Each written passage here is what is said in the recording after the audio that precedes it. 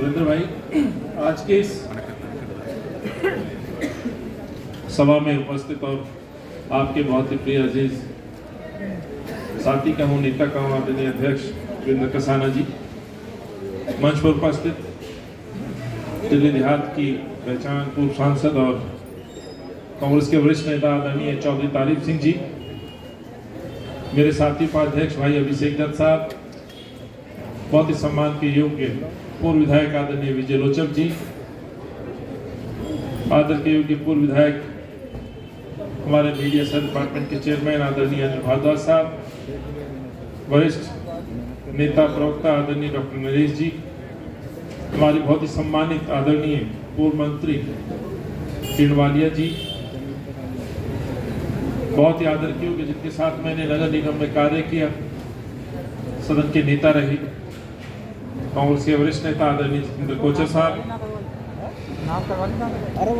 युवा कांग्रेस के मेरे छोटे भाई युवा अध्यक्ष भाई विजय लोचब जी, मेरी साथी सहयोगी रही एनएसयूआई के समय से, छात्र नेता से लेके अन्य महिला कांग्रेस की पदाधिकारी का हूँ, पूर्व पार्षद का हूँ, नीतू सोइन साहब, आदरणीय ब्लॉक अध्यक्ष मेरे साथी पुरुषोत्तम जी, ब्रह्म पोपल साहब, कौशिक साहब, दर्शन जी, यहाँ उपस्थित मेरे गांव देहात से हमारे कांग्रेस के वरिष्ठ साथी भाई ऋषि राठी साहब, धीरज बसोया जी, मंगला जी, क्षमा चाहता हूँ, बहुत सम्मानित मंच है, बहुत सम्मानित लोग यहाँ मंच पे भी हैं, सामने भी देख रहे हो हमारे अग्रवाल साहब, हरिराम भाई, क्षमा चाहता हूँ चौधरी देशराज मेरे जबलपुर गांव से, भाई राजेश गर्ग साहब, सम्मानित मेरी मातृशक्ति, मेरे बुजुर्ग नौजवान साथी, हमारे कोऑर्डिनेटर्स यहाँ हैं, विजेंद्र चौधरी है, विजय है गढ़ी गांव से, बहुत सारे साथीगण यहाँ हैं। समय बहुत हो गया है, क्षमा चाहता हूँ, बहुत सारे साथियों के साथ नाम नहीं ले पा रहा हूँ, लेकिन निरंतर इस तरह की सभाओं में जो साथ दे रहे हैं, मेरे पत्रकार बंधुओं से लेकर के मेरे कांग्रेस के एक वो कार्यकर्ता जो आज इन निकम्मी सरकारों के खिलाफ आवाज उठाए हुए सच को सामने ला रहे हैं, या यूं कहूं कि लोगों की जो कमियां हैं, जो झूठे वादे हैं, उनकी पोल खोल रहे हैं। साथियों, ये पोल खोल का कार्यक्रम हमारा काफी दिनों से चल रहा है, लेकिन आज एक विशेष दिन है जो कल रात को कांग्रेस पार्टी ने निर्णय लिया, इसीलिए आज हमें बेशक ये पोल खोल का नाम दिया, वीरेंद्र भाई को हमने संदेश तो दिया था कि आज की यात्रा किसानों के सम्मान में होगी, आज विजय दिवस के रूप में होगी। चूंकि वीरेंद्र भाइयों ने, आप लोगों ने तैयारी कर रखी थी, लेकिन मैं फिर भी इस मंच से ये यात्रा आज पूरी तरह से किसानों को समर्पित करता हूं, जैसे मेरे नेता ने मुझे आदेश दिया। आज किसानों के सम्मान में, किसानों की इस बात को लेकर के, जैसे कांग्रेस पार्टी, कांग्रेस इसको किसान विजयी दिवस के रूप में मना रही है। आज मुझसे पूर्व वक्ताओं ने, अभिषेक दत्त जी ने, तमाम साथियों ने जो बातें रखी हैं इन सरकार के निकम्मेपनों पर, ये तो है ही सच। इतने मुद्दे हैं, इतनी बातें हैं। 7 साल में जिस शहर को शीला जी ने बनाया, जिस शहर को पहचान दी विश्व में, जिस शहर में लोग आके ही उतरते थे, चाहे वो स्टेशन हो, बस अड्डा हो या एयरपोर्ट हो, लोग उतरने के साथ एक ही बात कहते थे, वाह क्या राजधानी बनी। जिस 15 साल को कांग्रेस के नेताओं ने, चाहे किरण वालिया जी हो या विजय लोचब साहब हो, मुझे भी वो सौभाग्य मिला उस विधानसभा में बैठने का। उन 15 साल में 5 साल विधायक के तौर पर, 7 साल भाई वीरेंद्र जी के साथ पार्षद बनने का मौका, जीतू जी के साथ, जिस तरह से सरकारों ने तालमेल से इस दिल्ली में काम किया, मैं समझता हूं वही कारण है कि जब से कांग्रेस हारी है, यानी कि 2013 से आज 21 तक 7 साल यदि थोड़ा बहुत ये शहर झेल पाया, किस चीज को, जितनी भी परेशानी आई, जितनी दिक्कतें आई, मैं समझता हूं ये 15 साल यदि कांग्रेस ने इसको नहीं दिए होते, शीला जी ने नहीं दिए होते, और उस शहर को बनाने में जो योगदान इन नेताओं पर, वो नेता जो आज शायद अपने क्षेत्र में काम कर सरकारों की पोल खोल रहे हैं, जिसमें अजय माकन साहब जैसे नेता भी शहर को नेतृत्व दे चुके हैं, न केवल स्पीकर मंत्री बल्कि शहर को और देश में जो नेतृत्व कर चुके हैं। ये वो नेता है जिन्होंने इस शहर को बनाया, लेकिन 7 साल में धीरे धीरे धीरे बिगाड़ते हुए ये स्थिति ला दी कि जिस लुटियन जॉन का उदाहरण पूरे विश्व में दिया जाता था, आज उसी लुटियन जॉन यानी कि मुख्यमंत्री के अपने विधानसभा क्षेत्र में मानसून आता है तो वो नाव तैरती नजर आती है, प्रदूषण आता है तो पूरे शहर का दम घुटता नजर आता है, कोई बीमारी आती है तो बेड नहीं मिल पाता, और तो और साथियों माफ करिएगा, ऑक्सीजन के लिए लोग तरसते रहते हैं, सांसों के लिए गिड़गिड़ाते रहते हैं, थक करके अपने घर जाते हैं और अपने प्रियों को कोविड के दौरान दम तोड़ते हुए देखते हैं। ये मंजर हमने देखा इस शहर में। युवाओं की बात करते हैं तो युवाओं से पूछता हूं तो रोजगार कितने मिले तो एक हाथ खड़ा नहीं होता। जब मैं पूछता हूं कि रोजगार मिला तो एक ही जवाब आता है, वो आपसे ही पूछता हूं, रोजगार मिला क्या? रोजगार मिला क्या? प्रदूषण घटा क्या? दिल्ली नंबर 1 बनी क्या? नहीं, ये इससे मैं सहमत नहीं हूं। नंबर 1 तो बनी, नंबर 1 तो बनी, किसमें? प्रदूषण में, बेरोजगारी में। माफ करिएगा, इस शहर को शीलाजी और कांग्रेस के लोग कहते थे मेरी दिल्ली, मेरी पहचान, ग्रीन दिल्ली, फ्लाईओवर की दिल्ली, ये पहचान थी शहर की। और अब क्या बन गई है? बेरोजगारी, महामारी, प्रदूषण, और तो और माफ करना रेप कैपिटल ये दिल्ली बन गई। प्रतिदिन 6 से 8 मुकदमे दर्ज होते हैं। वीरेंद्र कसाना जी नेता होने के साथ साथ वकील भी, वहां भी राजनीति करते हैं, मुकदमे भी लड़ते हैं। माफ करिएगा, पोस्को के जितने केस रजिस्टर्ड हो रहे हैं ये समय पहले कभी दिल्ली ने नहीं देखा था। ये हालात पैदा क्यों? चौक चौराहे पे मोबाइल छीनते लोग नजर आते हैं, चेन स्नैचिंग होती नजर आती है। मैं भी गांव देहात से संबंध रखता हूं, सुबह 6 बजे आकर के लोगों के हाथ से अंगूठी छीन के ले जाते हैं, बहनों की चेन तोड़ के ले जाते हैं, खुलेआम घर में घुस के रेप कर देते हैं। ये हालात है इस शहर के। और आप कहते हैं मैंने शहर को विश्व का नंबर 1 शहर बना दिया, कहीं कहीं सिंगापुर बनाऊंगा, लंदन बनाऊंगा, पेरिस बनाऊंगा। माफ करिएगा, ये वो व्यक्ति जो दिल्ली में आज राज कर रहा है, जिसने सपने तो दिखाए पर वो सपने कभी पूरे होने वाले नहीं है, वो सपने, बल्कि उसके विपरीत काम करके दिया। अभी छठ पूजा मनी, ऐसा दृश्य कभी देखा दिल्ली वालों? जिस यमुना पे देश के प्रधानमंत्री भाजपा नमामि गंगे जैसे प्रोजेक्ट के साथ सितारे और सपने लेकर के आए थे, वैसे ही कुछ नारे और सपने इस दिल्ली के मुख्यमंत्री ने दिखाए थे कि यमुना के किनारों को, घाट को सुंदर बनाऊंगा। यमुना आरती करी गई, सपना दिखाया, नाव दौड़ाऊंगा, स्टीमर दौड़ाऊंगा और लोगों को ले जाकर के वहां डुबकी लगवाऊंगा, स्विमिंग कराऊंगा, स्नान कराऊंगा, मैं भी जाऊंगा, तुम्हें भी लेके जाऊंगा। पता नहीं क्या क्या वीडियो वायरल। 2015 में कहा 5 साल में यमुना को साफ करूंगा। यमुना साफ हुई क्या? पवित्र हुई क्या? हमने क्या देखा? पानी में जहर घुलता हुआ देखा। छठ के अवसर पर धन्यवाद देता हूं पत्रकार भाइयों को, मीडिया के साथियों को। जिस तरह से जहरीला पानी, उबलते हुए झाग और उसमें डुबकी लगाती हुई मेरी बहनें। केजरीवाल साहब जाइए, डुबकी लगा के तो दिखाइए। यमुना के पानी को कहता था पानी उठाऊंगा खोज में और पी लूंगा। माफ करना, जो गांव के लोग खोज समझते हैं क्या होती है, कि पानी को मैं खोज लगा के पीऊंगा। पी के दिखाइए केजरीवाल साहब। उत्तराखंड जाएंगे, गोवा जाएंगे, पंजाब जाएंगे, कहेंगे Delhi model, Delhi model, Delhi model. ये है दिल्ली मॉडल। बहुत सारी बहनें बैठी हैं, अभी एक नया मॉडल और लेके आ गए। कौन सा मॉडल? दिल्ली को शराब के मॉडल के रूप में प्रस्तुत कर रहे हैं। इसलिए मैंने कहा, जिस शहर को पहचान दी थी देश में, शीला जी की दिल्ली, कांग्रेस की दिल्ली, विकास का मॉडल, सड़कें, इंफ्रास्ट्रक्चर, लो फ्लोर बसेस, नई दिल्ली देखी थी हमने, बनती हुई दिल्ली देखी थी हमने, और 7 साल में उजड़ती हुई दिल्ली का मंजर हम देख रहे हैं। शराब पॉलिसी को ला करके आज मां बहनों की जो सुरक्षा पहले से ही बिगड़ चुकी है, आज उसको और दांव पे लगा दिया। चंद दुकानें होती थी दिल्ली में, आज 849 दुकानें खोलने का निर्णय अरविंद केजरीवाल ने लिया है। और क्या चीज ताक पे रख के? सुरक्षा ताक पे रख दी। दिल्ली की गलियों को, सड़कों को आज शराब में ही बनाया जा रहा है। जो आज हम कहते हैं प्रदूषण में जहर, पानी में जहर, आवाज में जहर, वही आप पिलाने में जहर बांटा जाएगा इस शहर को। इस शहर की पहचान बनेगी शराब। और मुख्यमंत्री जी कहते हैं मैंने इस शहर को नंबर 1 बना दिया।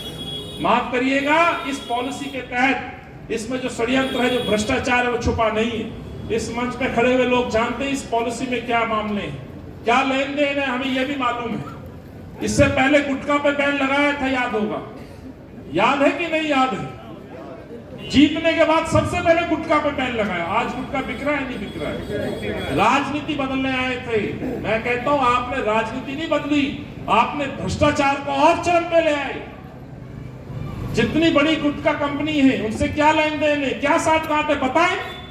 क्या मोहब्बत है आपको गुटखा कंपनियों से? क्यों हमारी जनरेशन को बर्बाद कर रहे हो आप? आज आप जाइए, तंबाकू छोड़िए, आज नशा खुलेआम बिकता है दुकानों पर, जनता परेशान है। ऊपर से आप शराब की दुकानें लेके आ रहे हो मोहल्लों में, ऐसे मोहल्ले में जहां पार्किंग नहीं है। आप वहां क्या माहौल देना चाहते हैं? कहते थे हम नशा मुक्त करेंगे पंजाब को, आप पंजाब को नशा मुक्त नहीं कर पाए, आपने दिल्ली को नशे में उतार दिया है। आप कहते हैं दिल्ली को हम नया शहर बनाएंगे, पहचान देंगे। सिंगापुर बनी नहीं बनी, लंदन पेरिस बनी नहीं बनी, माफ करिएगा ये शहर विश्व का ऐसा प्रदूषित शहर बन गया जिसमें आज लोग आते हुए कतराते हैं। हमारे बच्चों के फेफड़ों की चिंता आज जहां हमें है, कोर्ट ने भी संज्ञान लेकर के इनकी पोल खोली है कि बहुत हुआ प्रचार, बहुत हुआ प्रसार। क्यों नहीं आप लोगों को अच्छा माहौल देते? क्यों नहीं प्रदूषण पे वार करते? केवल 18-15 हजार बच्चों को रेड लाइट पे चेहरा चमकाने का काम करते रहे। ये मुख्यमंत्री चुनाव। साथियों, बातें मुद्दे बहुत, लेकिन जो आज विजय दिवस की मैं बात कर रहा हूं, इसलिए मैंने कहा आज ये समर्पित है किसानों को। 358 दिन का संघर्ष, 700 मौतें, राहुल जी का पार्लियामेंट से लेकर सड़क तक का संघर्ष, चाहे भूमि अधिग्रहण बिल को लेकर के लड़ी गई जंग हो या किसानों का साथ देने के लिए निडरता के साथ प्रधानमंत्री से सवाल पूछने की बात हो। यदि ये कोई बात पूछ सकता है तो राहुल गांधी पूछ सकता है। जिस राहुल गांधी को लेकर के मीडिया का सहारा लेके क्षमा चाहता हूं, अपने बल का प्रयोग करके राहुल जी को जो अनाप शनाप कहा गया, आज मैं बताता हूं राहुल जी के उन विजनरी नेता के इस देश के प्रति समर्पण, उस देश के प्रति, इस देश को सुरक्षा रखने के प्रति जो उनकी सोच थी, ये दर्शाता है कि राहुल जी ने जब जब कहा इस देश की बेहतरी के लिए कहा। लेकिन देश का प्रधानमंत्री राहुल जी को दुश्मन समझता है, इस देश के उस हर कार्यकर्ता को दुश्मन समझता है जो कांग्रेस की सोच के साथ अपनी सोच रखता है। आखिर क्या गुनाह था किसानों का? शांति से बॉर्डर पे बैठना, पंजाब से शुरू हुई यात्रा, दिल्ली के मोहाने, दिल्ली के बॉर्डर पे आकर के अपना आशियाना बनाना और सरकार से आग्रह करना कि ये 3 काले कानून वापस कर दो। सरकार नहीं सुनती, सरकार तानाशाही होती है, उनके टेंट जलाए जाते हैं, उन पे आरोप लगाए जाते हैं, उनको खालिस्तानी कहा जाता है। सही कहा चौधरी तारिक सिंह जी ने, अरे किसान की ना कोई जात है ना बिरादरी है, वो अन्न उगाता है, पेट भरता है इस देश का। और उस देश का जब देश आजाद हुआ उस समय सबसे बड़ी चुनौती ही 2 वक्त का खाना देश के लोगों को मिल जाए। 100 करोड़ से ज्यादा की आबादी के देश को खड़ा करना आसान नहीं था साथी। कल इंदिरा जी का जन्मदिन मनाया, हमने उनको याद किया हमने हरित क्रांति को, हमने याद किया उन चुनौतियों को जब देश आजाद हुआ। और इस देश के सामने सबसे बड़ी चुनौती थी कि 2 वक्त का खाना हर नागरिक को मुहैया करा पाए। और उस समय जो आश्रित होते थे हम विदेश के अनाज के ऊपर, उस समय इस देश को हरित क्रांति के रूप में कांग्रेस ने मजबूत किया, किसान को मजबूत किया, और किसान इतना सक्षम हुआ कि अपने खेत में अन्न पैदा कर पाया। ना केवल अपने देश के लोगों को राशन दिया, बल्कि विश्व के अंदर आज हिंदुस्तान का अन्न जाता है। हिंदुस्तान आज विश्व की बड़ी आबादी को राशन देता है। ये 70 साल में कांग्रेस ने कमा के इस देश को दिया, मजबूत किया है। और ये दर्शाता है कि निरंतर काम राहुल जी और कांग्रेस पार्टी करती आई है। लेकिन राहुल जी पे आरोप लगाना, उनकी बातों को, उनकी संवाद को हंसी में उड़ाना, ये दर्शाता है कि केवल और केवल भाजपा अपना परिवार यानी संघ परिवार, भाजपा परिवार को अपने से प्यार है, ना उसको किसी देश के नागरिक से प्यार है, ना देश के किसी विकास से प्रेम है, ना देश की समस्याओं से कोई चिंता है। इसलिए चौधरी तारिक सिंह जी ने जो बात कही, आते हैं सरप्राइज देते हैं, आज नोटबंदी है जी, आज लाइन में लग जाओ जी। नोटबंदी में भी 50 से ज्यादा लोग मरे थे, आज 700 से ज्यादा लोग मरे।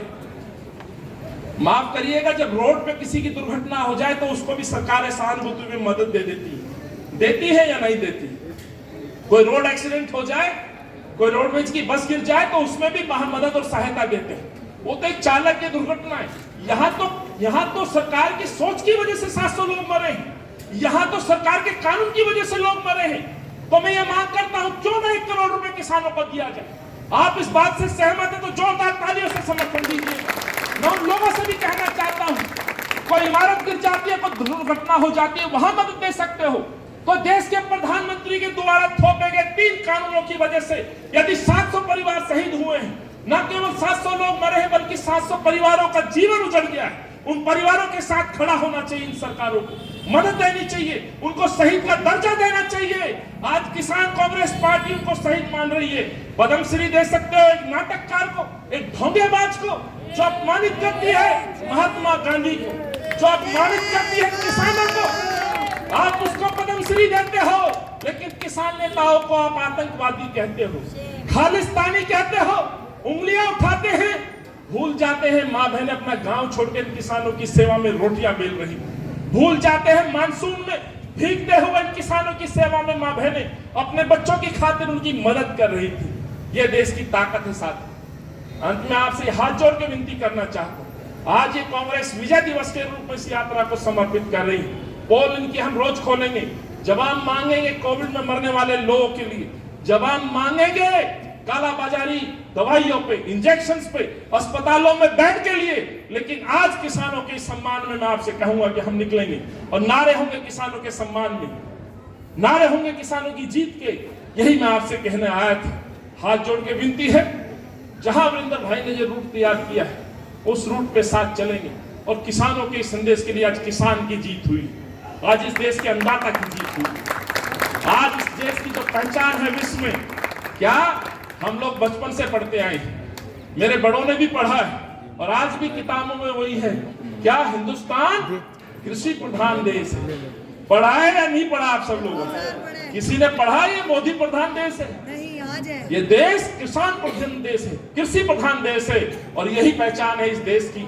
और इस ताकत को, जय जवान जय किसान के इस नारे को मैं समझता हूं आज फिर सिद्ध हो गया कि अहिंसा के रास्ते पे चल करके कुछ लोग सवाल उठाते हैं, संगी लोग, गोडसे की सोच वाले लोग जो भाइयों को लड़ाने का काम कर रहे हैं, जो विरोधाभास पैदा करने की कोशिश कर रहे हैं, पद्मश्री बांटते हैं, सवाल खड़ा करते हैं गांधी जी का कि एक चाटा मारा दूसरा भी कर दिया। ये ताकत होती है अहिंसा की। ये जवाब है उन लोगों को जो कहते हैं कि अहिंसा में क्या ताकत है। 700 किसानों की शहादतें हुई हैं, 700 लोगों की मौतें हुई हैं अहिंसा के रास्ते पे चलते हुए।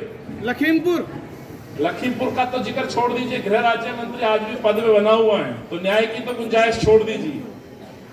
अंत में कहते हुए अभी भी उनका चुनावी उद्देश्य है, उन्हें कोई मतलब नहीं किसानों से, उन्हें मतलब है अपनी हार से, उन्हें मतलब है संघ के परिवार से। मोदी जी को मतलब है अपने पार्लियामेंट के चुनाव से। कहीं पंजाब की सरकार, कहीं हिमाचल के लोग, यूपी के किसान, इनसे सवाल ना पूछें। और ये जो लोकतंत्र की ताकत है, मत से इनको गद्दी से ना उतार दें, ये इस चीज का डर है। इन्हीं बातों के साथ यही कहते हुए तमाम मुकदमे वापस होने चाहिए, 1 करोड़ रुपए की मदद मिलनी चाहिए, गृह राज्य मंत्री इस्तीफा दे, ये कांग्रेस की पार्टी की मांग है, यही राहुल जी और प्रियंका गांधी की मांग है, यही सोनिया जी की मांग है, यही वीरेंद्र जी की मांग है और यही मांग हमारे आखिरी बूथ पे काम करने वाले कार्यकर्ता की मांग है। बहुत बहुत धन्यवाद। जय हिंद, जय जवान।